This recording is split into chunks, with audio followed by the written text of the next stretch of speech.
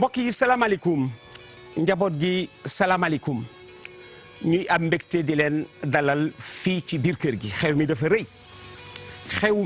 rëy rëy na rëyaay bu nga xamee ni da nga koy gàttandu.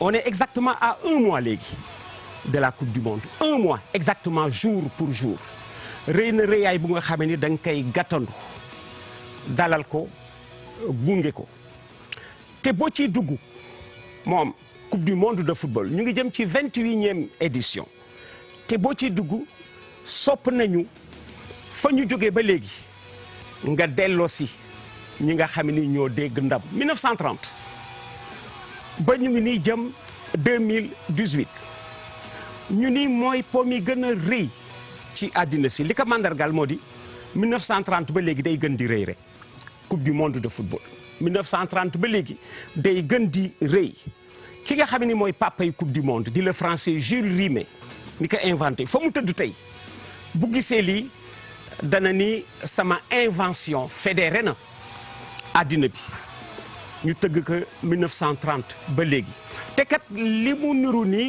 coupe du monde dafa xaw mel na que koo xamee ni frivolul ku frivolul moo duy koo xamee ni du changer partenaire li tax ma ni frivolul bi ngeen koy dégg ba léegi juróom-ñetti dëkk rek ñoo ko gañ juróom-ñett kese 1930 à nos jours juróom-ñett Brésil ni juróomi yoon Allemagne ni ñeenti yoon Italie ni ñeenti yoon Uruguay ni ñaari yoon Argentine ni ñaari yoon ak Angleterre mi am benn France am benn Espagne am benn ñooñu ñoo gagné coupe du monde de football te nag football dafay fay lu mu fay ñi nekk direction ba léegi la wuyu biir Europe bépp réew buñ ñi direction nga du football yaa ngi ci kon ñu ngi nii jëm ak yéen ci po mi gën a rëy wax naa ko ci àddina bi observateur généraliste yi nee nañu seule coupe du monde ak pèlerinage à la Mecque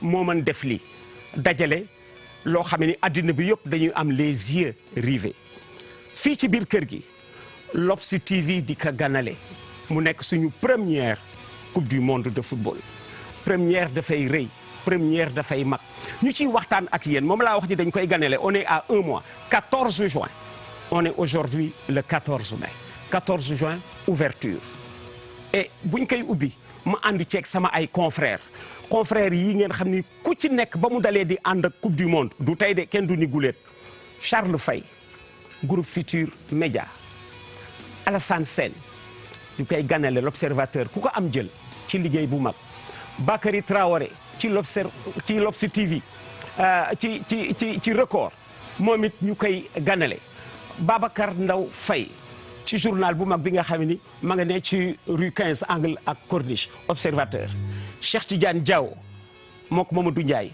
ñu ngi nii ñooy ànd ak yéen altine ju nekk tey jii ñu ni place bi bañ daan ànd ak ñun waaye allaay wooteel waa coupe du monde bi waaye ñu ganale ñëpp mu gën a yaatu Oumar Diarra sama confrère bi nga xam ne yàgg na ànd ak ANPS ma nga ca ndam li ak kii di Babacar Salif Mamadou Salif Gueye dama bëggul di tudd Ngéyeen moo tax ma koy fàtte Mamadou Salif Gueye ak sama jarbaat bi nga xam ne lu yaatu ma nga ca di Malal Diagne gën a yaatal géew bi ba tey jii fu nit toll di dégg football ci langue bu la neex Cheikh yow laay àndal ci waxtaan wi tey jii su fekkee man maay arbitre central yow yaay sama assesseur numéro 1. dëgg la nga campé waxtaan wi. voilà comme ni ngeen ko déggee doyen ñëw na andi histoire coupe du monde je pense que y avait pas mieux pour tijji débat bi comme ni ñu ko waxee débat bi lu ko lal mooy que c'est la première fois groupe Futur Média am ay droit de diffusion événement bu toll ni coupe du monde te loolu nag moom moo ñu fi dajale ñun ñëpp ñun ñi nga xamee ni. ñooy liggéey ci groupe bi entité yëpp l'observateur RFM TFM ñëpp ñu dajaloo fii waxtaan ci programme boobu wax tamit ci mbir mi parce que c'est pas quand même lu ndaw nga am droit de diffusion lu toll ni coupe du monde loolu nag moo ñu fi dajale ku nekk ci entité am dinañu wax naka lay aborder événement bi naka la koy couvrir ba andil satisfaction téléspectateurs yi lecteurs yi ak nit ñi déglu yëpp te muy loo xamante ni am na solo loolu doyen présenté nga ñi fi nekk ñëpp. Je pense dañuy commencer ak sunu doyen Charles Faye mu wax ñu exactement Charles qu'est-ce que ça te fait lan la def nga liggéey ci groupe bu mel ni pour la première fois njiit di xar tànk tubéem def tout ba am droit diffusion événement bu toll ni coupe du monde bi muy satisfaction bu mag ci responsable yi ak travailleurs yi. jërëjëf Cheikh Tidiane mais tu me permettras tout de suite doyen muy wax Bakary Traoré que jaale rek waa Padoy parce que du lapsus bu ndaw. Lapsus bu ndaw parce que c'est le grand absent de cette coupe du monde chez nous Sénégalais aujourd'hui te 2002 c'était ensemble lañ fa dewoon en Corée et au Japon. ndeysaan xam naa ba nga koy wax mu ne yàlla na gën a oyof si moom. Bakary Cissé laa di Bakary Traoré waaw mais du c'est pas peu. ndeysaan c'est une façon de vraiment de le convoquer dans justement cette ouverture. exact jërëjëf Charles et lu baax la. jërëjëf Charles ñu koy ñaanal bu baax a baax di ko jaalee monde sport bi di ko jaalee journaliste yi. jërëjëf Charles di ko jaalee Lions yi aussi. est-ce que xam nga quand on parle de groupe Futurs Médias qui va diffuser la coupe du monde à travers ses chaînes première chaîne privée du Sénégal mais au-delà même du Sénégal est-ce que ce n'est pas la première chaîne africaine buy diffuser benn phase finale de coupe du monde.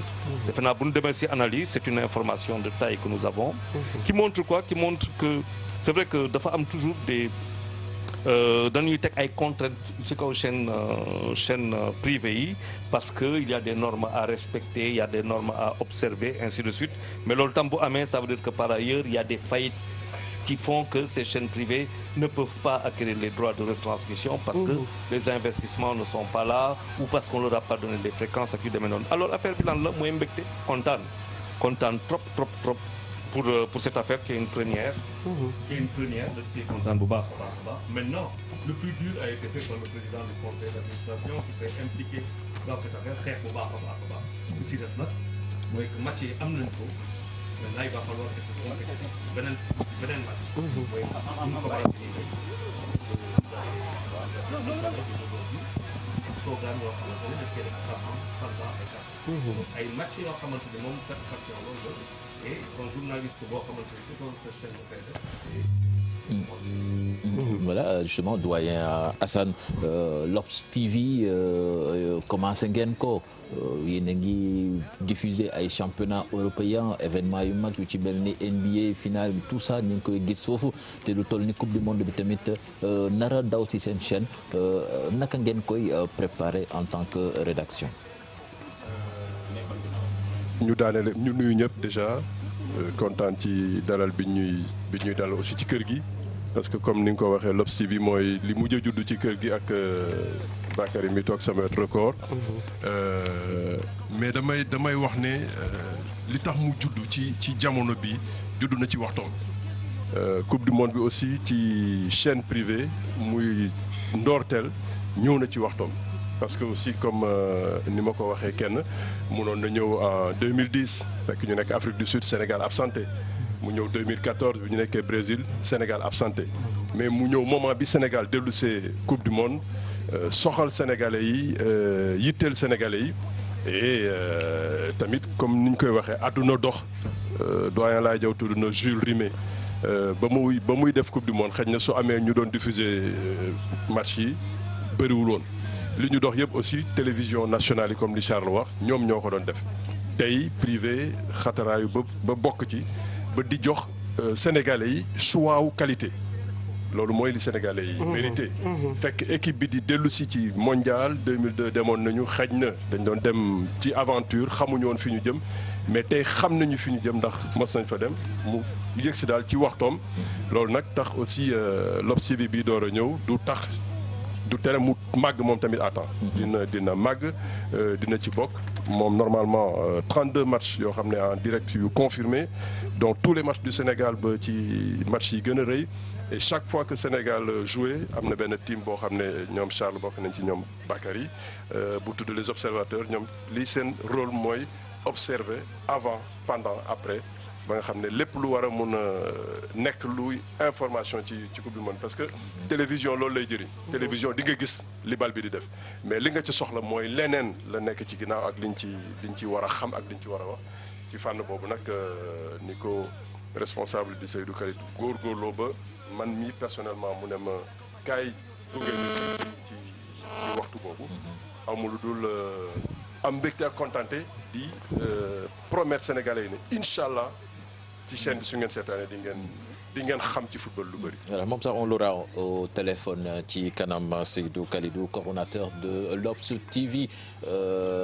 ñaari quotidiens yi nga xam ne ñooy bind c'est pas pour rien sax ñu takkaloo ñoom ñaar di Bakary bu record ak Babacar Ndaw Faye bu l'Observateur justement Bakary record di journal boo xamee ni ci sport rek lay yëngu.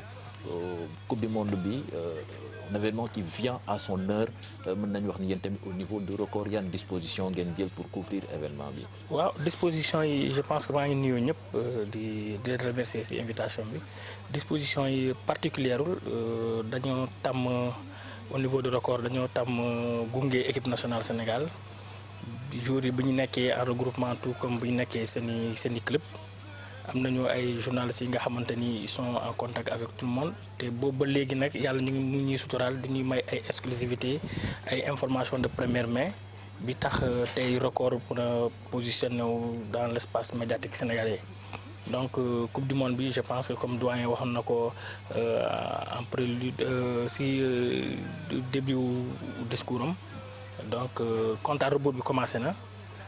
te je pense que nous sommes à un mois près de la coupe du monde te record dina d'abord bokk ci stage préparation équipe bi nga xamante ni Salilé yi lañ koy dooree le 21 record dina dem tamit fi nga xamante ni mooy Vitel gunge Lions yi.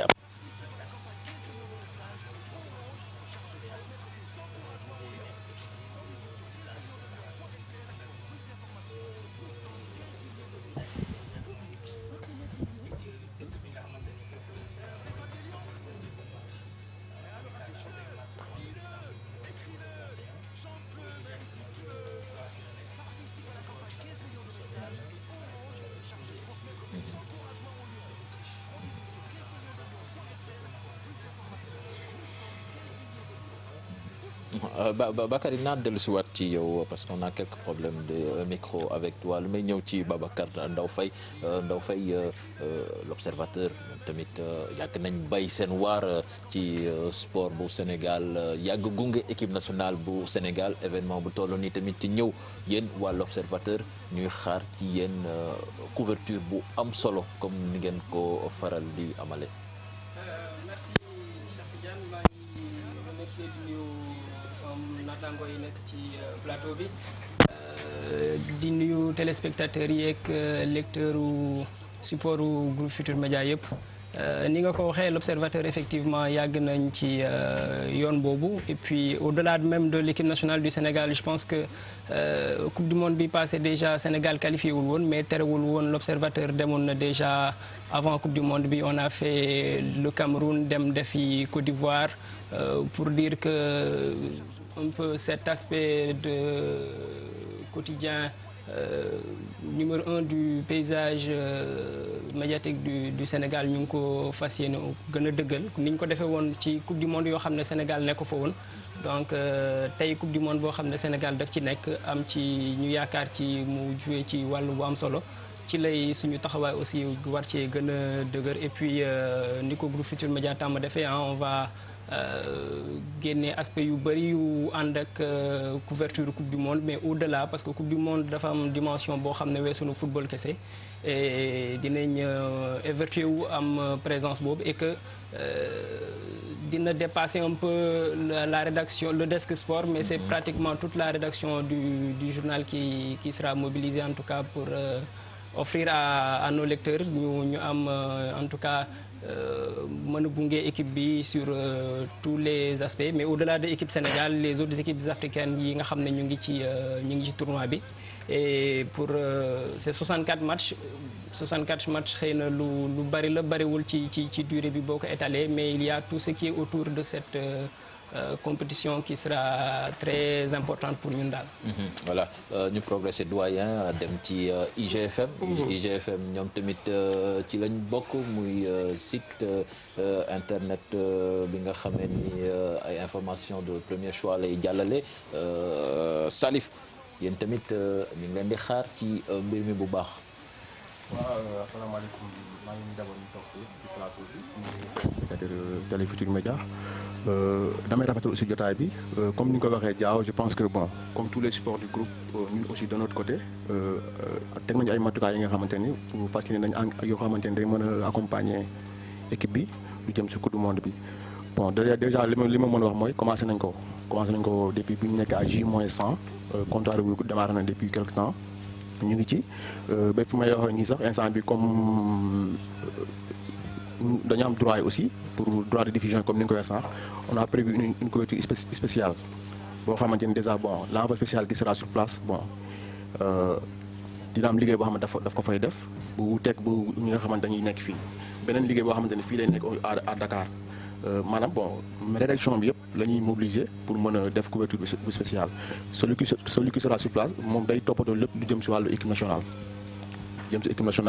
que ce soit ci match yi après le match wala avant pendant après le match aussi leneen lu jëm si nu ñu koy waxee sax lu jëm si wàllu supporters yi aussi foofu aussi je pense que am na benn aspect boo xamante ne important boo xamante ne ñii foog ñu aussi ñu ci bàyyi xel comment aussi ñu koy waxee comment le 12e Gaïndé vit par rapport xam nga day am différence bu ñu nekkee Dakar ak fële parce que bu ñu nekk fii dina am benn comportement bu ñu am fii moom la ñu amee fële loolu aussi dañu ci bàyyi xel ñun aussi dañuy fas yéene aussi xool la vie dans la tanière ci biir tanière bi comment l'équipe se comporte avant le match pendant et après le match beneen aspect bu important mooy aussi dañuy bàyyi xel aussi les équipes africaines je pense que couverture warul yem aussi rek ci ni ñu koy waxee sax ci Sénégal aussi nit ñi parce que aussi am na ay ressortissants yi nekk fii suñu internautes yi aussi dañuy intéressé un peu li jëm si ay lu mel ne ay Nigéria ay Maroc ay Égypte ay yeneen équipe yoo xamante dem nañu aussi beneen aspect bi mooy bon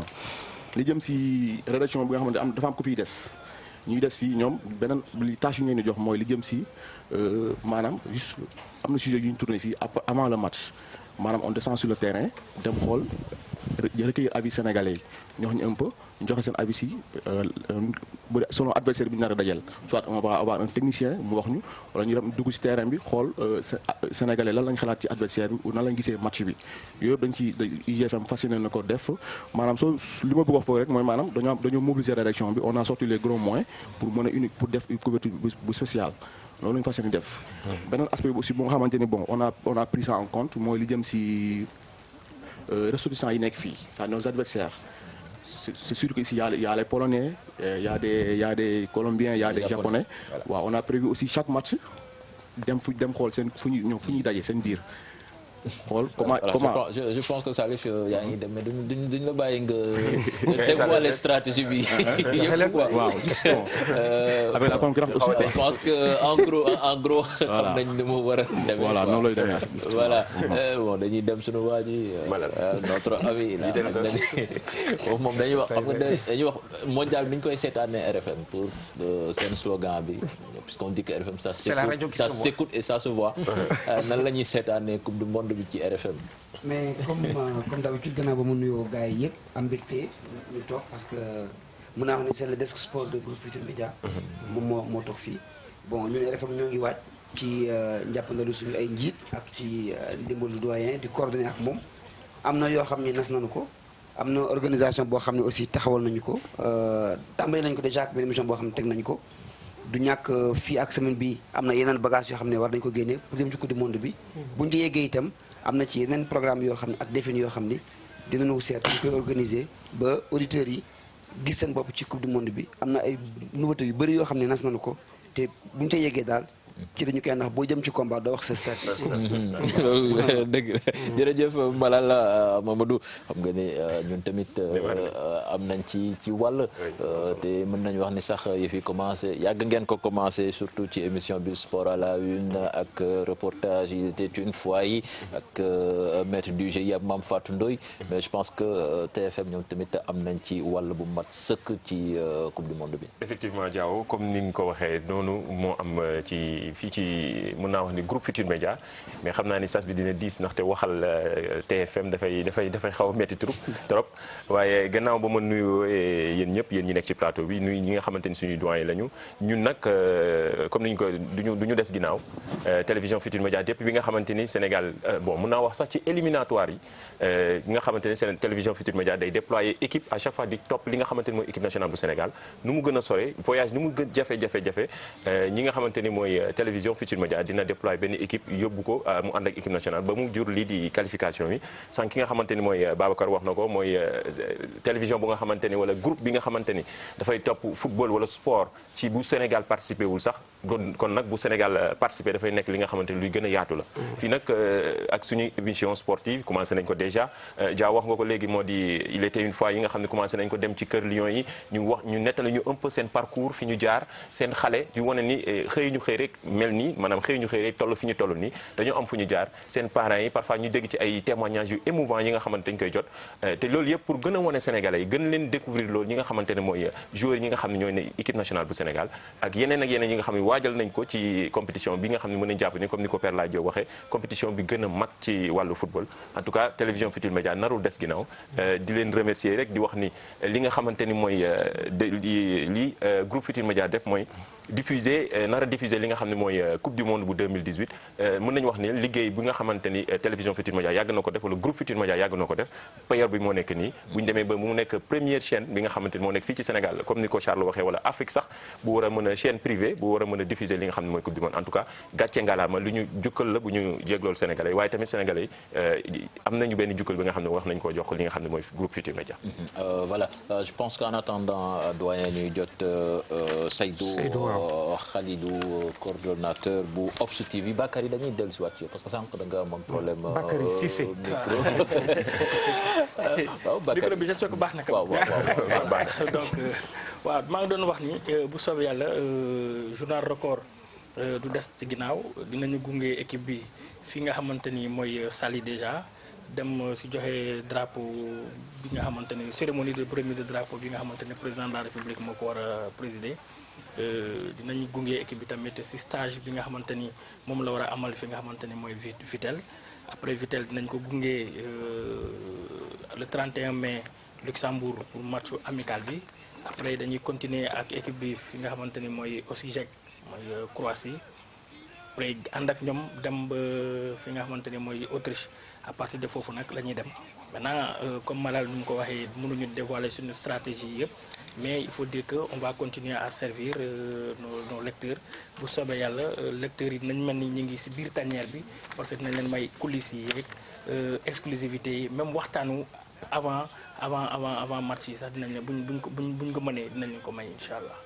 Voilà merci Bakary comme yëf yaa ngi noonu les matchs vous les aurez sur Obs TV et sur la télévision Futurs Médias annonceurs yi comme niñ ko amee habitude di def mën nañu rapprocher wu au niveau du service commercial de la télé Futurs Médias ngir mën a jaay seen produit doyen avant ñu jot Seydou Khalidou comme ni nga ko déggee gars yi mel na ni pare nañu wax. oui pare nañu équipe la buy gagné bu complémentaire. gis nga xaw naa tooñ tuuti Bakary Cissé di ko sa micro li taxoon doxul journal bi. bind la gën a miin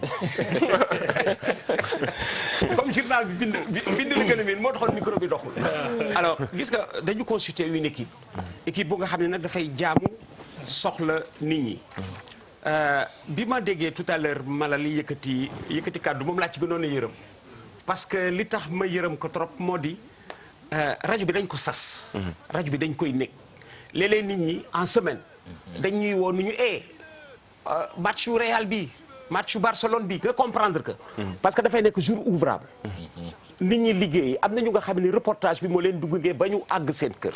am na ñu génn Dakar ay booru 19h mais 22h la ñuy àgg. bu du woon rajo bi ñu loolu dal leen raw alors nga war ànd ak match yi di ci gunge nit ñi.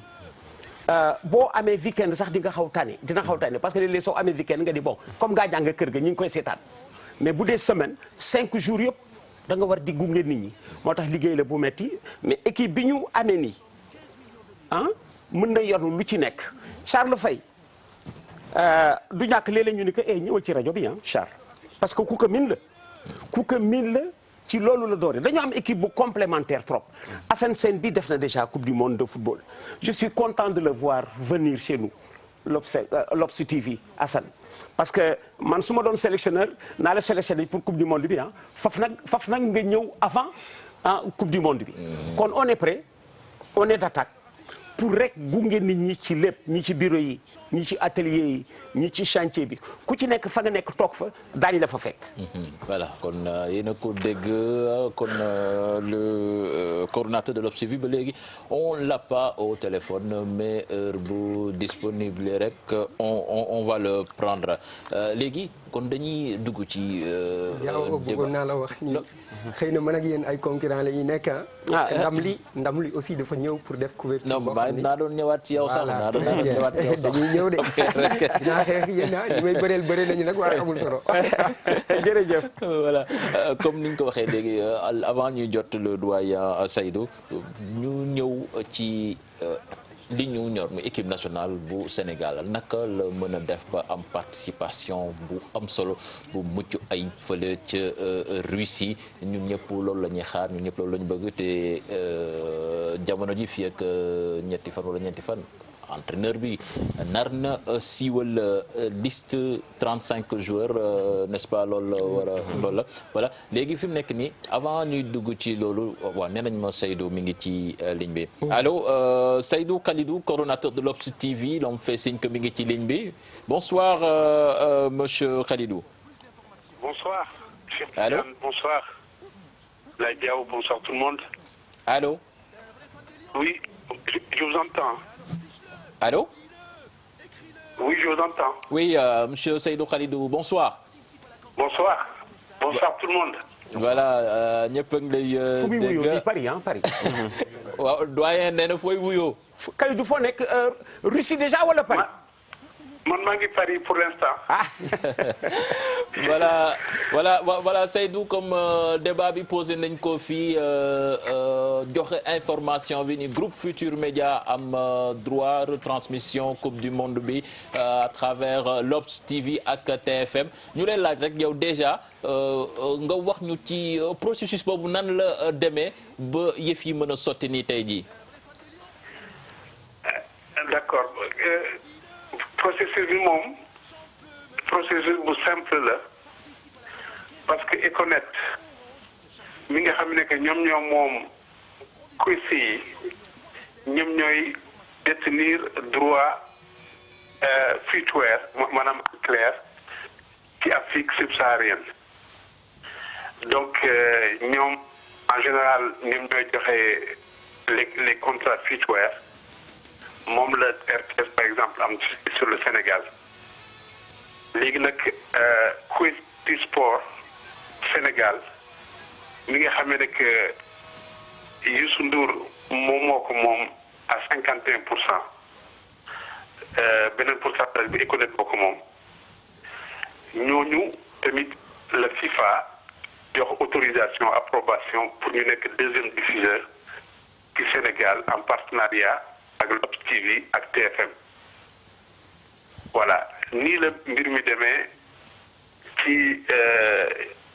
ci contrat yi maanaam groupe Futur Média mooy deuxième diffuseur ci coupe du monde bi ci Sénégal léegi nag li ngeen war a comprendre rek mooy modèle quiz bi mu ngi exister ci 14 pays africains 14 pays africains yi am na ay chaîne nationale yi bokk ak plateforme quiz bi donc coupe du monde bi day daw ci quiz ci 14 pays africains yi y compris le Sénégal problème amul fenn lu dul ci Sénégal rek xam nga Sénégal moom ñoom dañoo ñeme wax waaye lu wóor bi wóor mooy coupe du monde bi dina daw ci yéen foofu noonu te problème ci am ndaxte kenn signéwul contrat exclusivité ci Afrique subsaharienne coupe du monde bi. Econet ñi moom mbir mi ñoom dañuy seen politique mooy dañuy déployer seen chaîne bu tudd QFT Sport ci Afrique yëpp lañ ko bëgg a déployer donc pour le Sénégal groupe Futurs Médias la mais pour Mali pour Guinée par exemple 6TV la yeneen pays yi am na à peu près dans les 14 bon mais surtout ay pays aussi anglophones. voilà nii la mbir mi tëddee. voilà kon daal amul. li ma ci mën a dolli rek mooy avantage la ci fan football yi am ñaari vision yu bokkul ci football ñaari vision commentaire yu bokkul ci football. waaw Kalidou comme ni nga ko waxee rek amul yëf yi yemul rek ci diffusion satellitaire dinañ ko seetaan ci satellite bi seetaan ko ci hertzienne. alors non normalement droits yi c'est des droits terrestres c'est-à-dire que ci dégguma la de man. waaw ñu ngi lay dégg bu baax. waaw yéen a may dégg. waaw c'est-à-dire que droit free-to-air c'est des droits en clair mais terrestres ñun nag am nañu ci L'Obs TV ci contrat bi ñu lié ak ñoom boobu ñun mën nañ dem ci 16A bi ci satellite 16A bi voilà loolu moom mooy li nga xam ne moom moo am.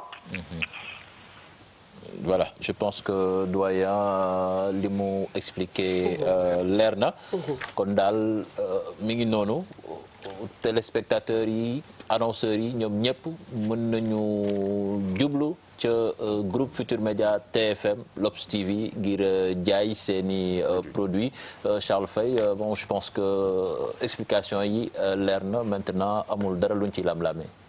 Coupe du monde ba commencé ko xam nga Cheikh Tidiane Diaw ñun am na fu ñu ko tàmbale woon mais du mu ko fi indi fii xam nga am nañ beneen plateau boo xam ne tàng jër la mooy jàkkaarloo waxoon nañ ko fa. Coupe du monde bi daal door na te luñ ko fi doon def rek mos ko fi def depuis macha allah depuis 2010 moom la ñuy continuer ak équipe boo xamante ne moo fi ne. law la cat match yi commencé nañ avancé. Voilà doyen. waaw tamit je pense que c'est quelque chose à saluer quand même. oui franchement grandiose. oui xam nga Alassane dafa wax tout à l'heure lu am importance Alassane Sène L'Obs TV dafa ànd ak Sénégal dellu si coupe du monde. 2018 bi Sénégal mënoon na bañ a qualifié.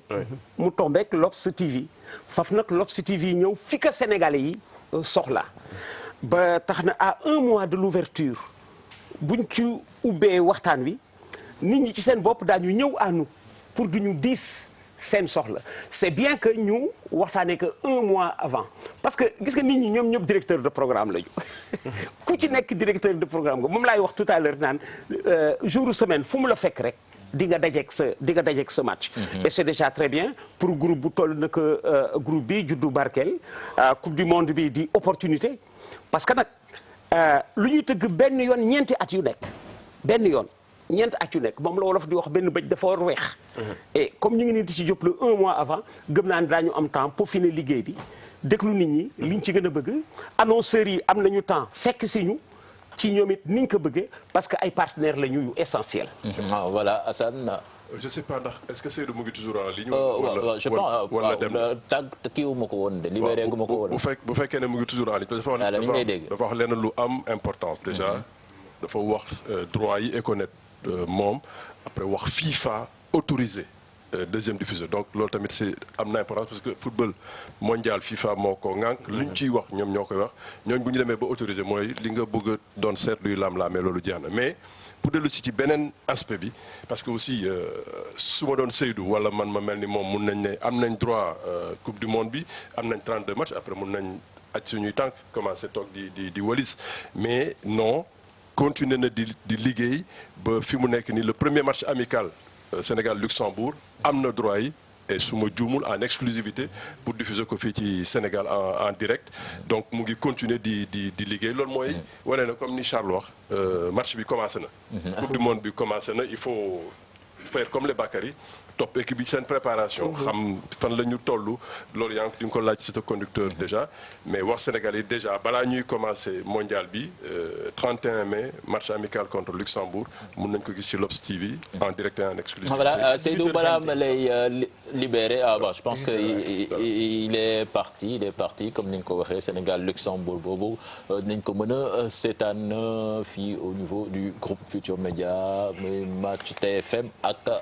L'Obs TV pour mu gën a leer voilà dégg ngeen ko explication yi leer na comme ni ma ko doon waxee sànq on va rentrer dans le vif du sujet avec le vif du sujet pour dire le concret c'est l'équipe nationale du Sénégal ak liste bi nga xam ne ñu ngi koy waaj a publier te loolu sax dañ ciy commencer Mamadou ci off yi nga xam ne ni mooy sunu joueurs yi nga xam ne dañoo briller ci week-end bi xam nga fi mu nekk nii ñu ngi lam-laame naan kii dina bokk kii du bokk voilà léegi dañu koy commencer ca Turquie Mamadou Ndiaye kii di Mbaye Diagne moom nag mosul bokk ci groupe bi oui mais dafa nekk Sénégalais bi nga xamante ni dafa am taxawaay bu am solo ci mi-saison bi la ñëw fële ca Kasimpasa fële ca Turquie nekk équipe bi nga xamante ni bi mu fa ñëwee et puis dafa commencé di dugal ay buts loolu attiré suñu attention ba à chaque fois week-end bu nekk comme Sénégalais yëpp donte moom musuñu ko convoqué ci équipe nationale bu Sénégal comme Sénégalais yëpp yi nga xam ni week-end yi nga xam ni dañ koy def fële ca Europe ñu leen di wane di leen fësal kii nag Mbaye Diagne dugal na week-end bi triplé mu nekk mën nañ jàpp ci 11e but bi nga xam dugal na ko ci saison bi. yaa ngi koy bàyyi xel Mbaye Diagne bi. waaw xam nga moom laa wax ci gis nga Aliou Cissé ku dajeek moom temps yi daa fekk bopp bi weex tàll bi jaaw ku dajeek moom parce que nuit blanche la yu rëy heureusement xëy na sax foofu la gën a di xat parce que Aliou 18 am yi wóor mi ngi entre 16 ak 18 yu nga xam ni bon c'est déjà gagné. mu ngi nekk entre 5 ak 6 mais ci biir 5 ak 6 yooyu am na ci au moins 7 yu nga xam ne ñëpp opérationnel nañu. bon choisir aussi c'est éliminer. évidemment dafa am problème mu nga xam ne Aliou entraîneur bu ci nekk moom nga souhaité am. embarras du choix. bon on avance ku ci sa wërsëg nekk. ku ci sa wërsëg nekk gëm naa ne di nga ko jël te gis nga maa ngi rappelé tout à l'heure à des étudiants entraîneur buy embarqué di dem coupe du monde xeex ci aéroport ba. entraîneur. Enzo Bearzot l'Italie de 82 ci aéroport ba bi ñuy embarqué pour dem Espagne dafa xeex l'entraîneur parce que fi mu taxaw am na ku ko fa fekk di xuloog moom choix am ndax jëloo jiw ndax heureusement mu gagné Enzo Bearzot heureusement mu gagné loolu moo di lan la meilleure même équipe bi gagné coupe du monde bu ñibbee daañu ne entraîneur bi dafi bàyyi kii noo def coow jib Omar yow nekk observateur nekk ndam li Mbaye Diagne mi yaa ngi koy gis ci janvier di dem Turquie tey jii mi ngi ci 11 buts est-ce que yaakaar nga ni kii war na commencer semer le doute ci boppu sélectionneur national. waaw d'abord maa ngi nuyu ñi toog ci plateau bi ñëpp di nuyu téléspectateurs yi di leen féliciter déjà par rapport ak li ñu nar a def tout ce programme là que vous avez franchement c'est alléchant et je pense que ça rassure un peu les téléspectateurs les auditeurs les internautes du groupe Futurs Médias même s'il y en a d'autres comme Damli et autres qui vont essayer de concurrencer mais quand même je me dis que c'est alléchant et je pense que dëkk loolu moo koy doxal. Parce que le sport a besoin quand même d'être diversifié. Quand il y a diversification rek ça permet à tout un chacun de se retrouver ci li mu bëgg. Maintenant ñu ñëw aussi xëy na ci question bi nga laaj Mbaye Diagne xëy na du Mbaye Diagne kese parce que Mbaye Diagne ñeneen ak ñeneen mais Mbaye Diagne c'est un cas atypique parce que mosul ñëw équipe nationale et que mi ngi woon Chine ñëw rapproché wu ba Turquie et que bi ma ko jëkkee lire peut-être dans l'Observateur il disait que li ko indi mooy essayer de se faire connaître des Sénégalais et il l'a réussi. Parce qu'en un si peu de temps, il a réussi à marquer au moins 11 buts dans un championnat qui n'est plus quand même un petit championnat, le championnat turc. Donc c'est se dire que Aliou Cissé, s'il ne l'a pas dans le coin de la tête, mi ngi koy bàyyi xel et que les autres observateurs qui sont autour de lui et de son staff, j'en suis sûr qu'il en parle parce que ce gosse-là, su demul sax Coupe du Monde, il a déjà démontré qu'il a les capacités de participer quand même à ce jeu et de permettre peut-être à l'équipe nationale du Sénégal actuellement de bénéficier de ses talents. Voilà Malal yow lan moo ci sa xalaat.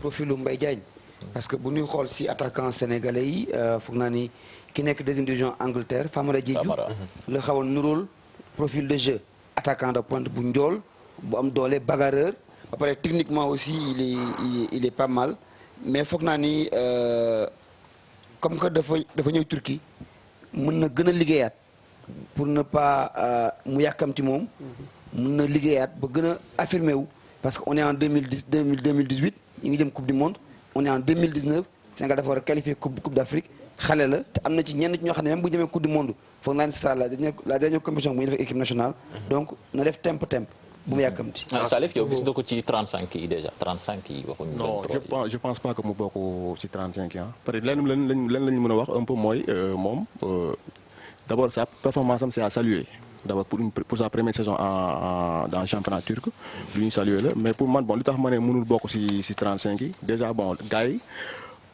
ils sont en avance sur lui parce que Aliou Cissé ku ñëpp xam nañ ko gaawul changé d'habitude il maintient groupe bi fi nekkoon bu def éliminatoire yi boo xoolee ba éliminatoire bi mu jàllee ba léegi li mu renforcé bëriwul ay 2-3 jours lay dugal te je pense pas que mu bokk ci 35 yi déjà am na ñoo xamante ni bon ku mel ni par exemple même fekkee ni bon ils ont marqué peu ku mel ni Diafra Mbaye Niang ñi nga xam ne ñoom ñooy titulaires yi ils ont marqué peu ku si nekk je pense que 4 bi yu nga am saison bi bon mais boo xoolee bu dee performance la ñuy xool rek pour man bon bu dee performance la ñuy xool rek pour man aussi bon war na mën a nu ñu koy waxee sax bu dee performance war na mën a dem mais Aliou Cissé à l'heure actuelle je pense pas que mu yóbbu ko waaw léegi dafay Ndaw Faye yow tamit ban lecture nga am ci performance bi muy def quand même 11 buts en moins de 4 mois je pense que c'est une performance.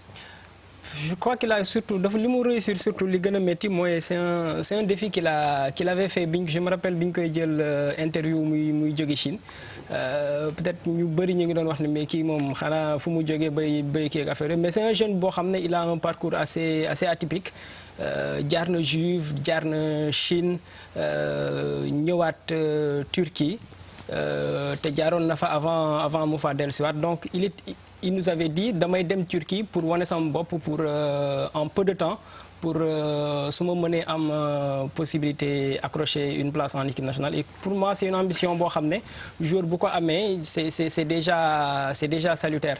Maintenant ses performances sont très remarquables parce que 11 buts dans un championnat de qualité boo xam ne ay ñoom Demba Ba ak ñoom Moussa Sow ak suñu yeneen attaquant de qualité ñu ngi fa mu réussir en peu de temps jox boppam tur boobu parce que quoi qu'on puisse dire tur bi moo ko may boppam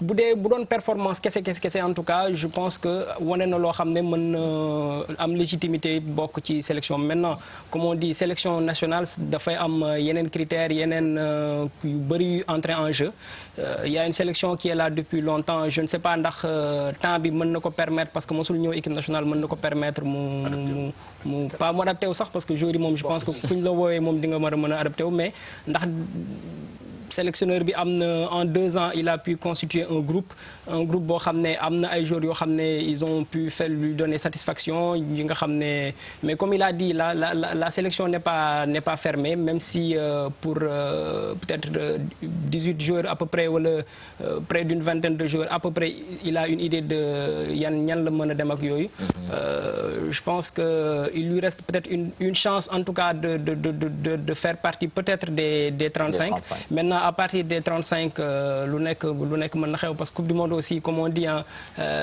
jusqu'au dernier moment carte gi mën na changer et puis c'est au sélectionneur en tout cas de trancher je pense que lu mën a dal xel rek mooy que le sélectionneur puisse avoir une palette aussi large de choix parce qu'on peut compter jusqu'à une dizaine d'attaquants yoo xam ne tey jii ñu ngi jouer dans de grands championnats et pour moi c'est pas plus mal et comme a dit Malal c'est un joueur qui a 26 ans au-delà de cette coupe du monde il y a l'objectif bi gën a important sax c'est vrai que coupe du monde moo ëpp prestige mais pour man football Sénégal fi ñu toll nii objectif bi gën a important surtout c'est la CAN 2019 qui arrive dans un an.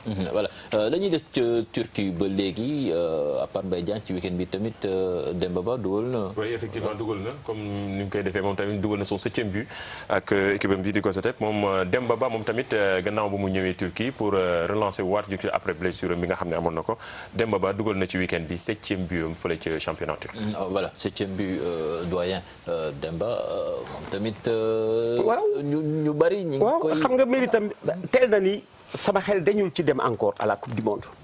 Bon mu ngi nii on est à 1 mois 35 yi c'est jeudi on verra de près mais Aliou am na soklam et c'est normal parce que ñi qualifié équipe bi groupe bi presque ñëpp a ngi ñi qualifié équipe bi xoolal ci loowu incertitude yi ku ñu ni woon pendant les qualifications daañu toog moment bu Kara di incertain par exemple bon xamuloo foo jëm xoolal barki démb bu ñu forfait jusqu'au dernier moment Sadio Mané on croise les doigts il est en finale de Ligue des Champions xoolal barki démb quand j'ai vu Koscielny équipe de France titulaire blessé c'est terminé Dani Alves équipe du Brésil titulaire pour jouer seen bopp dañ ñaan dañu kile Neymar dafa ragal jouer ak PSG dafa ragal il l'a dit il a peur nee na dama ragal jouer il pense à la coupe du monde. voilà ragal jouer bi moo di ma nga Paris mu ngi entraîné mais dafa ragal jouer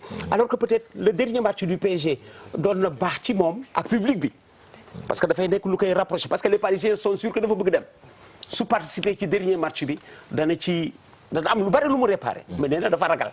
Voilà comme du ñu taay di ko rappeler que la coupe du monde c'est à suivre sur l'Obs TV et sur la télé Futurs Médias. Bakary sur le cas Demba Ba moi je sais que tu es dans le secret des dieux. Non, est-ce que yaakaar nga ni que le gars quelque part il est dans la tête du sélectionneur. Bon Demba Ba moi j'ose dire que Demba Ba c'est mort pour lui hein pour cette fois-ci.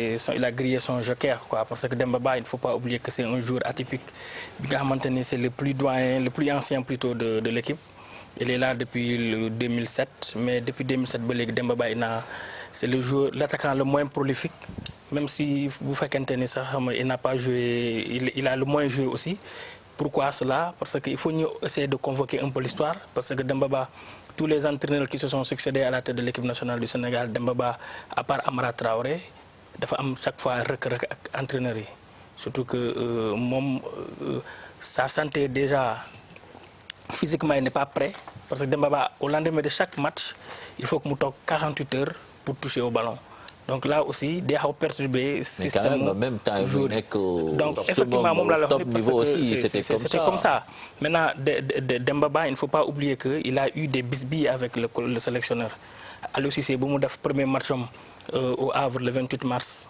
Demba Ba ñëwoon na après il a traîné le pied le 13 juin bi Sénégal war a football contre Burundi à Dakar il avait dit qu'il était un peu souffrant et derrière il aurait présidé un match de charité donc loolu naxari Aliou Cissé boobu léegi Demba Ba ils ont eu des incompréhensions les deux hommes mais à un moment donné ils se sont retrouvés Aliou Cissé sax moo ko invité këram ñu ñoo toog waxtaan naan café waxtaan essayer de vraiment d'oublier tout cela mais sportivement aujourd'hui je ne pense pas que Demba Ba fait partie du plan de Aliou Cissé et je suis sûr à 90% qu'il ne viendra pas. Voilà Charles est-ce que noonu la war a demee quand même Demba Ba sur le plan sportif il fait des performances est-ce qu'on peut l'écarter comme ça de la sélection même s'il a des atouts à faire valoir. Mais écoutez, moi je suis pas dans la tête du sélectionneur national hein. Déjà je veux dire on est à un mois de la Coupe du Monde on parle de 35 bon voilà donc le Brésil aujourd'hui a sorti 23. Mais c'est ça veut dire la Coupe du Monde c'est 23 joueurs quoi. La Croatie a sorti 32 et le 23 c'est lundi prochain. Voilà donc on est dans une atmosphère de bluff. Je pense que c'est beaucoup plus là mais derrière comme l'a dit tout à l'heure Faye il y a le projet il y a un projet il y a le terrain mais il y a aussi la vie du groupe et Coupe du Monde c'est quand même minimum boo xoolee le 11 d'abord les matchs à Vittel la préparation à Vittel les matchs jusqu'au 11 jusqu'à la fin du premier tour le 29 c'est quand même quasiment plus d'un mois ou un mois de vie commune et ça se gère. Et le grand problème boo xoolee suñu équipe nationale en général c'est dans la durée que nous perdons parce que nous ne savons pas vivre longtemps ensemble et ça c'est un défi qui fait que je pense que jamais Sénégal on s'est appesanti sur ça comment vivre ensemble pendant longtemps et aller jusqu'au bout on l'a réussi en 2002 bizarrement dans la même année. 2 compétitions, benn bi dañ dem ba quart de finale, benn bi dañ dem ba finale. Je pense que kooku c'est le souci majeur. Et donc Aliou Cissé, mais sans état d'âme, il va écarter tout joueur, à mon sens, boo xamante ni du intégrer ce schéma bu muy teg en place. Eh bien, bon, il n'aura pas forcément les meilleurs, mais il aura les joueurs qui pourront l'amener jusqu'au bout de son projet. Voilà, mais ñëw ci doyen Ndaw Faye comme on la yokk. ci bëgg wax rek mooy pour dugg un peu ci li Charles wax souvent pour man sélection buy dem Coupe du Monde. C'est obligatoire, tu vas laisser de côté des joueurs yoo xam ne les gens vont parler pendant des semaines pour dire que tel mënoon na ci bokk parce que boo demee ba mën a am standing wu dem Coupe du Monde ça veut dire que tu as à peu près un vivier d'une centaine de joueurs de qualité qui peuvent raisonnablement prétendre à une sélection et que ñun observateurs yi on a souvent tendance à parler de ceux qui ne seront pas là ou de ceux qui ne sont pas appelés alors que bon comme mos naa dégg Père Laye muy wax ne une sélection en tout cas c'est peut-être pas les 23 meilleurs mais c'est les 23 qui forment peut-être le meilleur groupe et ça c'est pour moi c'est très important à prendre en compte. Et ce qu'il faut ce qu'il faut ajouter c'est que aujourd'hui FIFA moo laajte il nous faut 35 joueurs présélectionnés donc si ku bokkul ci 35 yi. mënootoo fa bokkaat. comprendre nga kon 35 li ci ba tey aujourd'hui à minuit. ku sa tour nekkul rek. doo bokk donc à partir du 4 juin ku sa tour bokkul jusqu'à minuit. doo bokk doo bokk normalement 35 yi mën nga xam nga leen. bon ku bëgg a xam 35 yi mën nga xam on n'est pas dans les secrets de Dieu on n'est pas dans les secrets de Dieu de toute façon xam nga donc mais li ñu mën a xam li ñu leen mën a wax mooy tey jii nii loolu la et puis aussi il faut pas oublier qu'il y a un projet l'équipe nationale du Sénégal a cheminé depuis 2015 jusqu'ici sans Demba Ba. Et Sandemba Ba, elle a marqué des buts. Il y a un projet, mais le sélectionneur il y a un projet, effectivement, mais il a ouvert la tanière aux autres joueurs ñi nga xamante ni ils sont relativement jeunes. Demba Ba, il serait bien de l'avoir dans son groupe, mais aujourd'hui affaire yi fu ñu dem nu mu demee nii je ne pense pas que Demba Ba. Justement doyen xaaral ma bàyyi doyen. Assane merci cher Tidiane. mais man dama bëgg sur la permission de doyen Laye Diaw ñu poser question bi autrement est-ce que doyen Laye Diaw li ñuy wax ni ñun dañu bëri joueur de qualité wala joueur de qualité moo rare léegi ba ku yëngatu rek ñu def le joueur de qualité. moi je veux bien vraiment ñu poser waat question bi neneen ñun il faut que ñu mag ñi tuuti. andiwaat histoire bi Sénégal kañ la nit daan football 6 mois di toj sa championnat sa club nga koy gagneloo doo xam buntu sélection. tey ji tey xaw ma Omar Diarra la xaw ma kan qui c'est qui me parle de la Turquie championnat de référence non les gars non si Demba Ba peut se permettre d'être blessé d'aller en Chine de ne plus pouvoir pour rebondir il est performant en Turquie Mbaye Diagne xamuñu ko nañ ko wax tëddee xamuñu ko fan la jaar fan la toj lan la def il revient en Chine il revient en Turquie il est performant mais il y a un problème en Turquie les gars suñu amoon li Sénégal bëgg denrée rare ñëpp dañuy ñëw toj championnat de France gagner Marseille gagner PSG dem Angleterre mais amuñu loolu tey est-ce que tey aussi il faut que ñëpp ñu sonn ci ñëpp parce que tam ku jaar fii def benn raccourci dugal benn but ñu andi la équipe nationale ñun ñoo am problème. mais doyen lan moo ci sa xalaat est-ce qu'on a un trop plein de talent. non moi je vois le contraire. moi je vois que le contraire. Moi je vois le contraire talent léegi denrée rare la. talent denrée rare la Sénégal nañ ko wax. te il faut ñu def attention am nañu nag loo xam ne mun na jouer ji fu nekk. ça aussi il faut qu'on le dise am nañ loo xam ne fuñ ko yóbbu jouer ci suñuy qualité mun nañ jouer fu nekk mais amatuñu boobu talent boo xam ne da ngay non. voilà Omar. waaw je voulais juste dire que ni tey fi ñu toll. biñ fa tolloo en 2002 je crois bien peut-être ñoom ñi xam nañ ci dara en janvier déjà bi ñu finalé Mali xamoon nañu presque effectif bi xamoon nañ ko tey jii tollootuñu foofu Aliou Cissé mënul am ou bien benn sénégalais mënul a wax ñun ñuy observateurs yi en premier mënuñu la wax ni 23 bi mi ngi nii. alors que bañ ci tolloo à 1 mois peut-être même à 2-3 mois xamoon nañu 23 bii la Aliou Cissé di yóbbu en Corée. Bruno Metsu du moins. donc loolu tey lu ko indi mooy damay contredire Assane d'accord ma ak moom il y a beaucoup de talent hein? Le Sénégal a beaucoup de bons joueurs mais fan la ñu nekk ak coach bu nekk boo ñëwee entre Giresse entre Amara Traoré entre Aliou Cissé tey jii ku ci ne nan ngay jàppee yow sa sélection nan nga koy constituer loolu mooy affaire bi Aliou Cissé Babacar wax na ko lii il part sur une base très claire man ñi nga xam ni dama leen xam déjà Sadio Mané Cheikhou Kouyaté les Kara et autres là mais si depuis Londres 2012 base am la daf leen teg mu clair mu am leen mu ne ñii je leur fais confiance parce que Charles wax na ko boo amee sax sa njaboot ñi la ci gën a déggal ñooñu ngay gën a waxanteel am na ñoo xam ne bu ñu duggee ku mel ni Demba Ba tey jii amaana bu duggoon bis bi yi nga xam ne day am coow yi dans le vestiaire et tout football bi du ci terrain bi kese. ci biir la bëgg na su waxee Demba Ba spécialement bu dellu si woon Chelsea kenn du ko discuter. mais bu dellu si woon équipe nationale ñu discuter ko. non parce que le seul au fait d'armes bi mu def équipe nationale aussi il faut nga jaar fenn su fekkoon ne retrouver na ay capacités am yëpp. Marseille am nañu problème mu avant-centre en France des problèmes d'attaquant am na mu mun a toj fenn maîtriser championnat wala mu dellu si Angleterre kenn du ko lam-laame sinon Aliou on l'amène au poteau mais tey Demba Ba c'est parce que dañu jaaxle rek. dañu jaaxle xam comme tu dis non parce que ñeneen ñi nga cité ñooñu da ngay daaneel sa parce que quand tu parles de Sadio Mané quand tu parles de Cheikhou Kouyaté quand tu parles des gens de 2012 ñooñu ñëpp après ils ont fait une progression linéaire qui les amène en haut mais les autres amuloo loolu am na ñenn ñu tooñ su ngeen ñemee ñu wax ko am na ñenn ñoo xam ne 2012 feeñ ñu dañu war a dem ñu guddee ñu ci yoon bi ba fi mu nekk moo tax ñuy wër-wërloo 17 ku nekk on peut pas aussi. parce que léegi suñu jëlee par exemple le championnat turc boobu Malal il y a Moussa Sow mi ngi fa. mi ngi ci groupe Demba Ba mi ngi fa. su Sénégal doxoon tey Moussa Sow duñ ko déggati. mais justement dañu jaaxle rek Moussa Sow boobu est-ce que il doit faire partie des 23 ou 35 yi il doit faire partie des 23 parce que il a cheminé avec le groupe il était dans le projet comme le dit Bakary est-ce que ay performances sportives am may nañ ko lu mu demee coupe du monde. non xam nga Diaw jour dina dem coupe du monde te du nekk ay performances sportives moo ko fay yóbbu.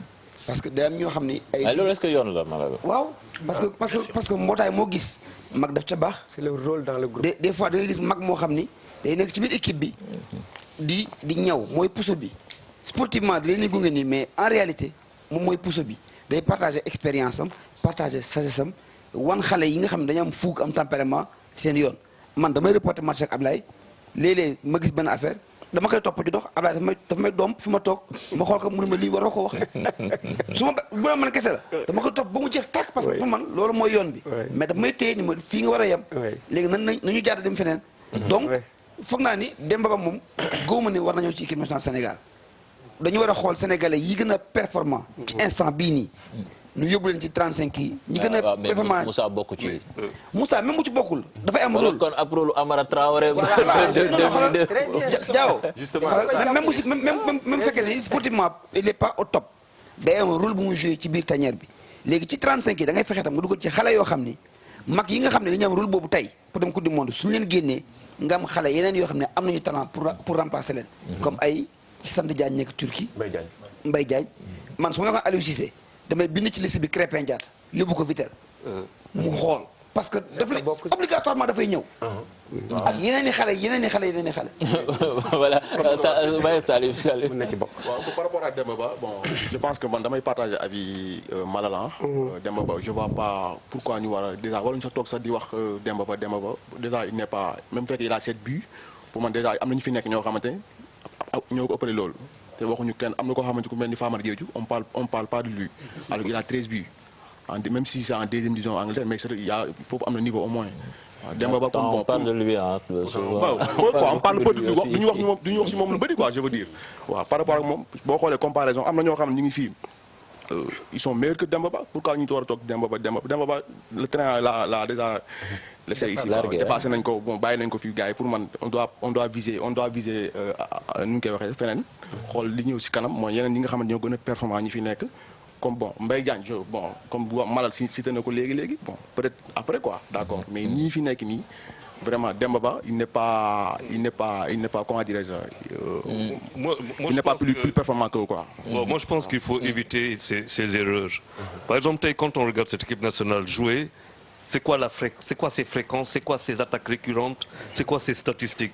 Est-ce qu'on a une équipe nationale qui, au bout de 15 minutes, a déjà mis un but? À la 35e minute, est-ce que c'est une équipe nationale qui a 0-0 et ainsi de suite? Je pense qu'il y a une identité remarquable. Bon, c'est ça d'abord qui sous-tend une équipe nationale. Et puis, bien entendu, après, c'est le profilage. On vient, on met le profil de joueurs. Est-ce qu'aujourd'hui, on est en mesure de dire aux Sénégalais, notre équipe nationale, à partir de la 35e minute, c'est une équipe qui mène déjà 1-0, ou qui, dans les 15 dernières minutes, voire dans les 7 dernières minutes, a une fréquence d'attaque avec des attaques très récurrentes et très vicieuses qui permettent tout de suite de faire la différence. Et quel est le type de joueur, justement, dans ce cadre-là, qui peut amener l'équipe beaucoup plus loin? Je pense que c'est ça, moi, le vrai problème de Aliou Cissé, il est d'abord à ce niveau-là. C'est une équipe qui devrait prouver, qui a beaucoup de choses à montrer. Donc, c'est moins Dembaba ou quelque chose comme ça, c'est quel est le dispositif, les hommes qu'il faut, mais avec une identité de jeu. léegi balaa may ñëw ci yow doyen waxtaan bi noo ko gisee comme ni ñuy wax ni naan kii dafay def performance di dugal ay but mais mag dafa baax ci équipe yow est-ce que. xam nga waxtaan bi dafa sensible bii. sensible na de xam nga pourquoi. ñu ngi defar équipe bi boo deful attention rek éliminer titulariser boo deful attention.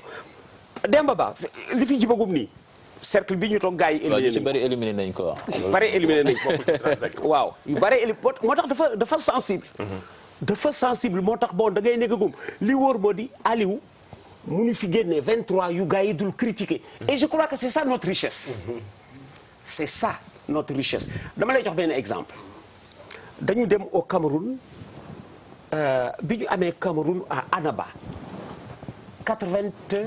90 fekk na Salif Diagne di toj Coupe d'Afrique ma nga Raja daje Camerounais yi xaw leen rey autant à l'aller qu'au retour Salif Diagne ñu am Cameroun à Annaba Cameroun Salif la ñu ragal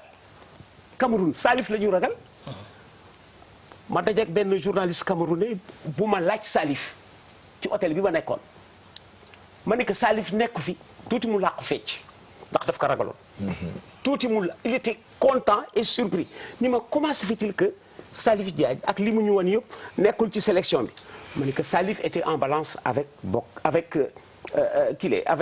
Moussa Ndaw avec Souleymane Sané avec Thierno Youm muy réfléchir ba mu yàgg ni ma cette équipe du Sénégal est très forte comme vous passez de Salif Diagne qui nous a montré des vers et des pas mûrs. Nous, Camerounais, l'équipe est très forte. Le lendemain, quand le Sénégal a battu le Cameroun 2-0, Mamadou Mariem et Moussa Ndaw, il revient à moi. Nima, vous aviez raison de ne pas mettre Salif. Le Sénégal que j'ai vu peut aller à la Coupe du Monde. Alors, waxtaan bi moo di lan Salif Camerounais yi dugal nañ ko ñun dugaluñ ko donc ñun ñi ñuy éliminer fii kii Demba Ba ci plateau bi. amatul bu fekkoon élection la éliminé nañ ko mais on ne sait jamais xëy na Aliou Cissé am na fu mu koy soxla te nag ci 23 yi am na ci forcément ñu Aliou di soxla sans bañ a taabale ci ñoom dans le match moo tax entre Demba Ba et Moussa Sow ñoom ñaar su fekkee ne am na kuy ñëw je vois Moussa Sow. Bien sûr. Parce que des deux je vois Moussa Sow. Bien sûr. Voilà je vois Moussa parce que Moussa dafa vivre qualification yi ba mu jeex. Demba était en dehors des qualifications. te ñoom ñaar ñëpp du ñu ñëw kenn ay ñëw. voilà xaaral balaa may ñëw si dafa mel ni doyen Assane d'accordul. Moi je veux que Bakary nous dise lui il est dans le secret des vestiaires. Moi je sais pas. Bon doyen laay moom day bëgg toujours bu ñu plongé fenn mais daal man li ma mën a xam mooy le quotidien le niveau le niveau sous le âge rattrape Moussa Sow il est parti de Lille meilleur buteur du championnat de France 2011 après fi mu war a yegg man gisuma mu yegg fa il n'a pas fait comme Eden Hazard il n'a pas fait comme les autres il faut rek ngeen ñeme wax affaire bi après benn moment moi je crains que Turquie nekk un peu benn cimetière de non attends les meilleurs championnats c'est pas la Turquie à part Galatasaray Fenerbahçe soo fa jógee feneen fu nga dem kañ la ñu mujjee Amara kañ la mujjee yóbbu équipe bi ou à un moment Diomansy perd tout ce qu'il a à Fulham et consorts il va plonger en Turquie parce que dafa regresser Amara benn moment sax s'est mis en difficulté di ko jëli jiwaat di ko andiwaat ba mu compliqué donc Turquie daal moi je veux bien mais nañu bàyyi ku âgé. Chine ban moo gën Mbaye Diagne vient de Chine pour aller en Turquie. waaw Chine tam retraite la. Turquie aussi dafa Mbaye Diagne daal Omar Diarra. non je demande bi Saint-Étienne soxlaa ay nit pour de faire fin de championnat bu fa ñëwoon ñu. mais Alassane foog nga nuancer tuuti parce que xam nga pourquoi. Moussa Konaté. Amiens. gëm naa ni bari na équipe bu Turquie yu ëpp niveau Amiens. dëgg la foofu Amiens bu nekkoon ci championnat Turquie du nekk ci 10 premières équipes yi. Moussa Konaté. Attention grand organisation football français attention. attention organisation. les gros talents. les stars n'y sont pas mais l'organisation la rigueur tactique bi fa nekk. waaw mu fa am Moussa Konaté il part de Sion il progresse. dama terminer quoi que lui sax personnellement moom personnalité rek moo ko guddal mais moom heure bi war na. non Moussa Konaté dama laa wax ni gis nga Moussa Konaté en ce moment. c'est presque sûr que dana bokk. presque sûr. Moussa. il a déjà 12 buts. mieux. dafa am sax complicité dafa am ku ko soxla ci équipe bi. parce que xam nga joueurs yi seen bopp. am na joueur boo xam ne soo ko bëggee am da ngay indi xaritam. moom kan may gis nga Sadio Mané. bu doon wut partenaire. il prend Moussa Konaté. mais ñoom ñaaree bokk nii. xaw ma woon lii parce que j'ai vu un joueur brésilien décliner sa sélection j'ai vu un joueur brésilien décliner sa sélection ni du ma dem parce que xaritam demul. gis nga Sadio Mané bu ñuy rendre public. bu ñuy bokk néeg yeddu ko bu baax. Sadio Mané bu ñuy rendre public. heureusement que Moussa Konaté a fini. wóor na ma léegi. de gagner sa place. heureusement. bon man xaaral mais Mamadou sànq ba léegi mi ngi laaj parole bi. man li ma bëggoon wax mooy grand Assane li mu wax am na solo c'est-à-dire football lu léegi bi moderne bi c'est talent bi daf ci am solo mais bu ñu fàttalikoo tamit ci 2002 xam naa ni yéen ñu ko gën a ràññee sax 2002 dañu toog di ko seetaan gën a nekk ay xale mais 2002 Sénégal bi muy yóbbu coupe du monde yóbbu fa tamit joueurs yi nga xamante ni ñi ngi ci grand championnat yóbbu fa joueurs yi nga xam ne ñi ngi ci am nañ talent bi nga xamante ni mais c'est am nañu ossature bi amoon nañu li nga xamante ni mooy management bu baax waaw régulièrement parce que benn lance ñi grand joueurs yi ñu amoon ñoom El Hadji Diouf lañ nekkoon ñoom ils ont failli prendre le championnat français. Non, mais c'est-à-dire il faut, c'est-à-dire je sais pas comment vous regardez les matchs. Da ngeen di xool le but qu'on marque contre le Danemark, c'est combien de secondes? Combien de secondes? Très rapide. C'est combien de secondes? C'est le but de la Coupe du Monde. C'est-à-dire que équipe dafay am fréquence, day am récurrence. ñaar yooyu entraîneur bu ko amee joueur bu ñëw da ngay dugg complémentarité moo koy indi. Est-ce que Aliou Cissé tey am na ko quand nous regardons les matchs les éliminatoires que nous avons fait dëkk bi bu fekkante ne qualifié nañu coupe du monde te kenn gënul c'est parce que les gens sont restés sur leur faim et donc moom tout son projet bu muy yóbbu coupe du monde fa la ne dootul une question de Demba wala de Moussa Sow c'est qui va venir me permettre d'avoir un football boo xamante ne je ferai une coupe du monde acceptable. Voilà, bon, moi, je pense que c'est plus organisationnel ah. Tey jii nii il y a l'ossature est là.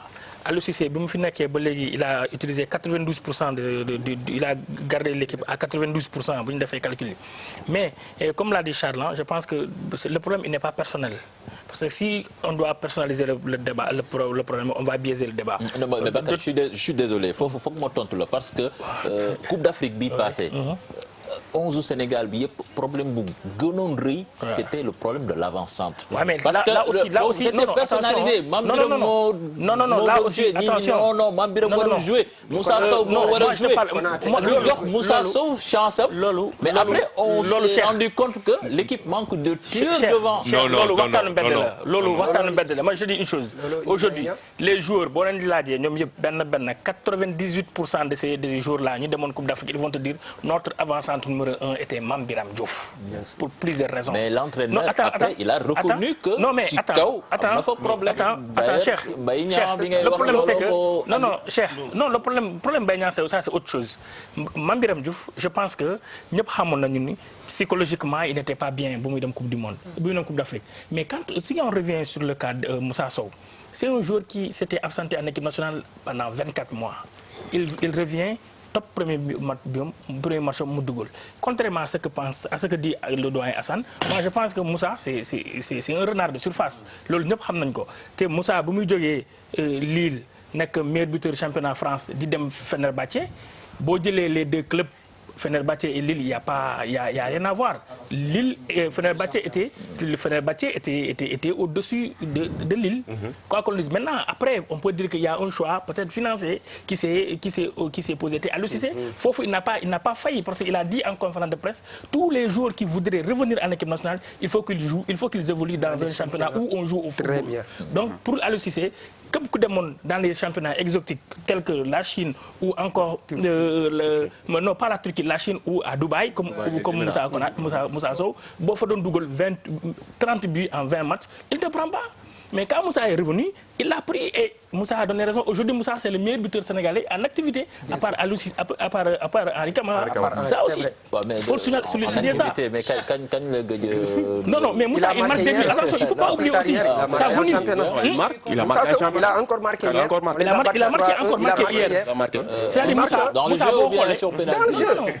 Non, man li may bañ li ma xawul d'accord ak Grand Assane c'est ce préjugé qu'on a tendance à avoir sur tel championnat. Le Brésil va aller en Coupe du Monde avec un joueur qui évolue en Chine. Il y a d'autres sélections qui ont un standing beaucoup plus élevé que la sélection du Sénégal, qui ont des joueurs qui évoluent en Turquie, qui ont des joueurs qui évoluent en Chine. Pour moi, le plus important, c'est le niveau du joueur et ce qu'il peut apporter dans le groupe par rapport au projet du sélectionneur. Aujourd'hui, qu'on le dise, bu Sadio Mané amoon un projet financier bu mënul bañ dem Chine dañ koy jëli bu ñuy dem Coupe du Monde. On va pas dire Sadio Mané joue en Chine. Laisse-moi terminer, gars. Au Cameroun. Non, je donne un exemple. Le meilleur joueur du Cameroun, Sadio Mané a été en Coupe d'Afrique face au Cameroun. Le meilleur joueur de la Coupe d'Afrique évolue en Chine. Tey jii Sadio Mané bu amoon un projet financier bu mu mënul refuser. Moi, je donne juste un exemple. Il finit comment? Ouais. Non, je dis Sadio Mané, c'est juste un exemple. Je dis pas que Sadio Mané dafay am projet dem Chine, mais je dis bu amoon tey jii un contrat boo xam ne mënu ko refuser. Il dit man mënu ma refuser contrat proposition bi su demee Chine bu ñuy dem Coupe d'Afrique 2019 dañ koy yóbbaale. C'est notre meilleur joueur. C'est le cas avec Gervinho. Justement, c'est juste pour dire que ça dépasse le je veux pas qu'on catégorise tel pays. On va pas sélectionner tel joueur parce qu'il joue dans tel pays. Moi, je suis même quand Aliou Cissé l'avait dit pour Dembaba, je peux être contre la venue de Dembaba, mais je suis contre qu'on dise qu'on ne prend pas un joueur parce qu'il évolue en Chine ou parce qu'il évolue en Turquie. Il y a 6 mois, Pape Alioune Ndiaye évoluait en Turquie. Voilà. Il est pratiquement dans l'équipe type du Sénégal. Pour moi, il pourrait retourner aujourd'hui parce qu'il y a Galatasaray qui voudrait le préjugé boobu entre. Non, c'est pas un préjugé, Babacar. Il faut que ñu xam tamit lu ñuy wax. Vous parlez des gens yu jaar jeexal gaañu dem dellu si ut fu ñu wéeru am équipe bu ndaw tout. Moi, je parle pas de ku dem fi exemple bi ngay joxe par exemple. Moi, je n'ai plus les dates. Si Bakary là, Issa Dia moment bi ko Sénégal di soxla muy toj Nancy.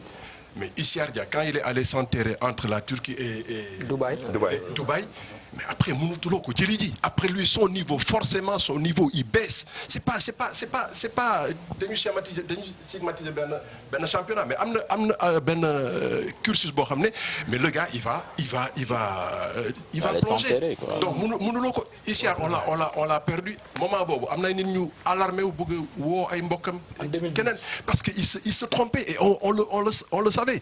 Bon, maintenant quand je les autres je dis on ne connaît pas li ñuy dugal ci loolu c'est parce que li ñu bëgg la ñu amul. mais Assane loo bëgg ci équipe nationale bi lan nga ci bëgg. non soo amee talent yu wóor yu régulier tu peux pas avoir un Aubameyang qui joue régulièrement à Arsenal après 17 yi kuy jouer Turquie loolu rek moo ñu xam. mais ñun amuñu ko. loolu moo ñu xaw a jafe. Je comprends ce qu'Assane dit. Ça veut dire qu'aujourd'hui nga am sa équipe de football, ok, tu fais un dédoublement sur le côté droit, tu dédoubles. C'est-à-dire tu as une fréquence d'attaque. Comme la possibilité sur côté boobu tu as à peu près 30 centres yoo xamante ne boo ko deful ci match bi am nga lu nga ñàkk. Football loolu la. ñu ne autant sur le côté gauche la probabilité pour que tu as des joueurs yoo xamante ne situation de jeu parce que dafa am ce plan de jeu ak situation de jeu yuy ute mais le plan il ne change pas. C'est les situations qui changent. Quels sont les joueurs que tu as adaptés à ces situations-là? Le vrai problème du Sénégal jusqu'à aujourd'hui loolu la ñu am Coupe d'Afrique bi passé nañ ma wax ñaata centre lañ def contre Cameroun. Pratiquement zéro. Mais parce qu'on ne débrouille pas, on n'avait pas. Ça veut dire que, c'est-à-dire aujourd'hui le véritable problème d'Aliou Cissé. On vous dit que c'était pas fréquent. C'est quoi être fréquent? On parle d'un match qui s'est déroulé il y a 6 mois.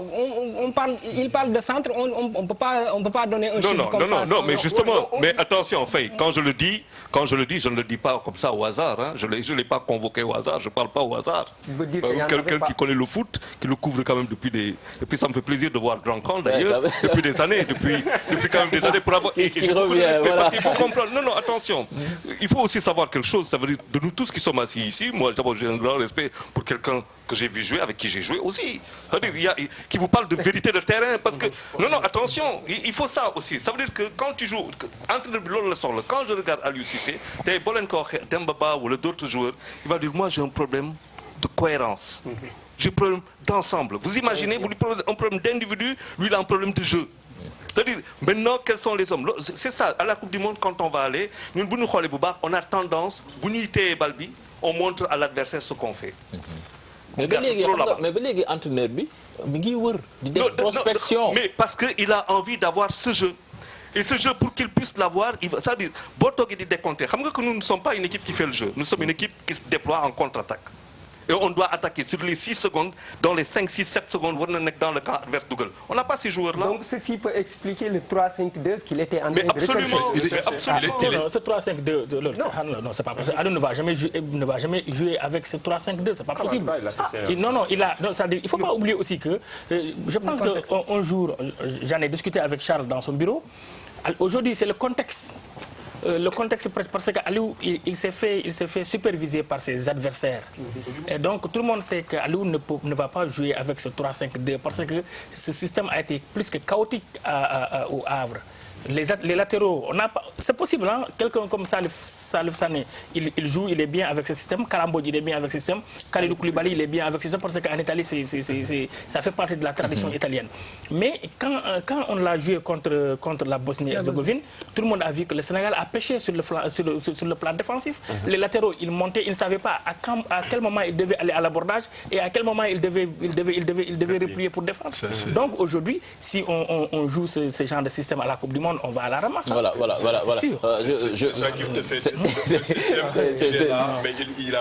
C'est clair. ba léegi ñu ngi ci waxtaanu liste 35 ñi ci war a bokk ñi ciy tudd ak ñi nga xamee ni daanaka bariwuñ chance ñuy rappeler rek doyen que droit de retransmission Coupe du Monde bi Futur Média am na ko dina daw ci L'Obs TV ak Télé Futur Média. ABF ñi ngi ma doon signaler ni mi ngi ci ligne bi fekkee mi ngi ci à tout moment mi ngi ci ligne bi voilà ABF Alioune Badara Fall dir pub bu L'Observateur maa ngi lay nuyu. Il faut prendre mon dir pub aussi. Allô waaw je pense fa mel ni ABF rëcc na ba léegi Bakary bon. sànq rek doyen mi ngi lay tooñ naan la peut-être que tu es dans le secret des dieux liste bi am na ay rumeurs yu ñuy dégg ñu naan joueur bu mel ni Santy Ngom narul bokk ci 35 yi di gune goo xam ne dañ ko fi woowoon ci benn match daanaka mu def prestation bu spectaculaire ci mun na nekk li leen dala metti rek da ngeen amatul nit bokku Santy Ngom ne joue pas à Nantes. Non, on va en venir. Du tout à Nantes. Non. Santy Ngom su ci nekkul dara garaawul. Non, mais il faut pas exagérer quand même. Sur les 35, j'avoue que Santy Ngom en fait partie. C'est pas possible. Munoo indi Santy Ngom aujourd'hui nga xool ko au bout de deux matchs il a séduit tout le monde, il a mis tout le monde du football sénégalais d'accord sous ses godasses et que derrière nga génne ko non Santy Ngom xawma nag la décision qu'Aliou Cissé prendra au soir du 4 juin, mais pour cette liste des 35 là, Santy Ngom fait partie. Donc on peut vous le dire. Oui. Moi je dis mun na ci bañ a bokk. Mais man tamit wax naa la ni man waxuma la mënu ci bar man nee naa la bokk na ci. Man moom bokk na ci amit mais su ci bokkul ça peut s'expliquer. Parce que aussi sooy joué yi il faut amener les meilleurs dans la forme du moment. Santy Ngom, moi, depuis que je regarde, à Nantes, il ne joue voilà. jamais. Il ne joue pas. C'est ça. Voilà. dama ci xam ban parenthèse laa ci am. Attention xam nga Santy gisuñ ko ndax joué wul à Nantes mais liggéey bi gars yi di liggéey moom lay liggéey mën nga ko bañ a gis ci équipe bu dimanche bi. mais non il a marqué. waaw hier avant-hier en réserve. waaw il a gis nga liggéey bi gaañi di liggéey. liggéey bi gaañi di liggéey moom la xam nga les Grecs ont gagné une coupe d'Europe des nations avec des remplaçants ailleurs dajale ay remplaçants ñëw gagné coupe d'Europe. peut-être même remplaçant le Danemark aussi hein. Danemark. non Grèce Danemark xamoon nañu leen Danemark dañu demoon vacances ñu wala ni ñëw mottali ñu gagné mais grec yi bi ñu gagné seen coupe d'Europe c'était des joueurs qui jouaient des bouts de match ailleurs. 98 Aimé Jacquet a tout entendu sur son 23. il est allé gagner le trophée. mais c'est-à-dire pour le cas Santy mën na bañ a di bokk ci équipe Fagno bu Nantes mais li titulaire yi liggéey bi il travaille. voilà travail bi gars yi def moom lay def. même en venant à cette période-là. il n'en faisait pas partie. bon peut-être que doyen xam naa ne xeeb na réserve loolu parce que y a 2 semaines de cela dafa doublé woon en réserve. Cheikh moi je comprends la préoccupation de doyen xam nga pour man. Moi je souhaite que mu bokk. mu nekk joueur d'avenir. mais su bokkul aussi. ce serait pas un scandale. c'est pas un scandale. c'est comme ça que je comprends un peu les propos de. may ma jël téléphone ton boss là. moom après il faudra prendre Ibrahima mënuma koo dénk kër gi muy toog fii di woote. Alioune Badara Fall. allo Alioune Badara bon xam naa yaa ngi suivre débat bi gis nga groupe Futur Média am droit de retransmission coupe du monde nga koy seetaan yow loolu ban jàngat nga ci am. waaw d'abord maa ngi nuyu ñu toog ci plateau bi yëpp. di nuyu ñi nga xam ne ñu ngi suivre également émission bi. mu nekk loo xam ni lu am solo la parce que débat bi intéressé na je pense sénégalais yi. man je suis quand même assez pris mais quand même débat bi c'est assez passionnant moo tax ma bëgg ci sànni tuuti kàddu. alors li ma ci bëgg wax moom du bëri sax quoi j'ai juste rappelé aux journalistes. que duñu ay entraîneurs duñu ay sélectionneurs c'est juste des observateurs dañu yem ci observer ak rendre compte parce que une équipe dafa am ay principes ak grand Assane léegi dégg naa mu wax ni la forme du moment le quotidien ça c'est des principes mais le coach l'entraîneur ou le sélectionneur am na loo xam ni noonu lay tabaxee équipe am c'est comme quelqu'un qui fait 3 chambres salon man ni ma ko gisee ak ni ko doyen Ablaye Diop gisee ak li nga keneen di gisee du bokk de telle sorte que il faut que les gens arrêtent di am ay je sais pas ay bottes secrètes ak yooyu des joueurs cachés sous le manteau parce que moi l'impression que j'ai chacun a peut-être un joueur bu mu bëgg mu ñëw ci équipe bi alors que ça ne fonctionne pas comme ça.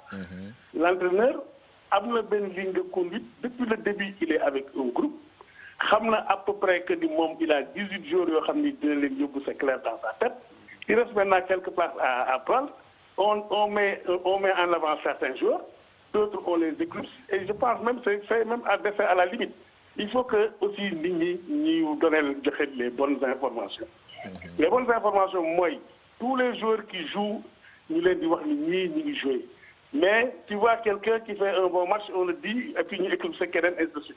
Et c'est ça, yooyu mooy des choses yoo xam ne ça va nous induire en erreur. En 2002, quand les gens partaient au mondial, l'équipe était là. Il y avait juste le cas Mamadou Niang, peut-être qu'il fallait gérer, ou bien Ablaye Diagne Faye, Ousmane Ndoye, ça s'arrêtait là. Mais là, aujourd'hui, on se rend compte que dans notre équipe, les joueurs sont véritablement à un même niveau, à part Sadio Mané et Kalidou qui sont à des niveaux yoo xam ne ñeneen ñi nekkuñu fa. Donc, interchangeabilité bi mi ngi fii. Mais l'entraîneur il prendra pas quelqu'un qui viendra en Russie ñëw di yàq groupe am yoo xam ni dafay ñëw di wax yoo xam ni le vestiaire n'est pas serein et ça c'est pas bien et entraîneur bi nag moom moo xam yan joueur ñoo mën a dugg ci moom sa vision du football de façon globale. Donc encore une fois j'en appelle à la presse que les gens soient quand même assez vigilants parce qu'il y a beaucoup d'intox et de manipulation ak ay de fausses informations qu'on donne au grand public. Il faut arrêter ça. C'est pas parce que quelqu'un a marqué 3 buts aujourd'hui rek que demain il est sélectionnable. Non. Entraîneur bi moom moo définir ay critères am moo xam ban joueur lay jël. Parce que y a des joueurs yoo xam ni à des moments difficiles ils se sont sacrifiés pour l'équipe entraîneurs c'est des humains dañuy xam yooyu yëpp dañ koy xool que tel jour bu ñëwee dans l'équipe il va me gérer telle ou telle autre situation et ça c'est des choses yoo xam ni ci équipe la bokk équipe de football c'est un tout il faut un ingénieur il faut un artiste il faut des ouvriers il faut des porteurs d'œufs il faut mu am ñu nekk di togg il faut mu am ñu yàq il faut ñoo xam ne dañ ciy toog di lekk rek. voilà. c'est comme ça que ça marche. Donc encore une fois que les gens soient moins passionnés et que les gens soient beaucoup plus. beaucoup plus réalistes dans xam nga ni football moo demee noonu te ñi fi toog ni ñëpp même si ce ne sont pas des techniciens c'est des gens qui depuis 20 ans ñi ngi seetaan football di ci jàngat di am. xalaat oui mais seetaan football taxul nga nekk technicien taxul nga nekk. bon taxul nga nekk technicien mais tax na tamit nga xam ci tuuti. non attends Cheikh Tidiane les gens ils sont partis dans des écoles et ils ont choisi d'être entraîneurs de football. Nous, journalistes, nous n'avons pas choisi d'être entraîneurs, on a choisi d'être journalistes. Il faut que nous fassions le rôle du journaliste. On n'est pas des sélectionneurs, on ne peut pas sélectionner les gens ou faire sélectionner des gens. Il faut que les gens comprennent cela comme ça. Voilà, bon. Les entraîneurs aussi, des fois, ils n'ont pas la science infuse. Hein. Il faut comprendre ce que l'ABF dit est totalement vrai. Totalement vrai. Mais on ne parle pas ici en tant que technicien. Non, mais en fait, le MODEF, ABF ne fait rien d'autre que de dire on va à la Coupe du Monde, nous sommes à 1 mois de la Coupe du Monde, faisons pour le mieux et ne créons pas le doute. C'est ce qu'il est en train de nous avertir, ce n'est pas précisément par rapport à ce plateau, mais il lance une alerte. Et xam nga pourquoi mu def ko parce que xam nga boo yàgg ak équipe nationale def ay campagne yu bëri. da ngay finir par jàng lu bëri defe naa loolu rek la c'est un appel c'est une appel. mais Charles xam nga kii Omar mi ngi koy duñu sànq Aimé Jacquet bu mu gagné coupe du monde bi lan la journaliste yi du leen baal ba mukk loolu mënul ñàkk. mënul ñàkk critique bi dina ñëw Aimé Jacquet bu muy dem coupe du monde kan ñan la bàyyi ci touche bi. Ginola ak Eric Cantona. Je pense que pratiquement les deux meilleurs. Si ce qu'on am nga thème buy wax les chances du Sénégal. On va pas mettre le doute. Les chances elles sont réelles et il faut qu'on en parle.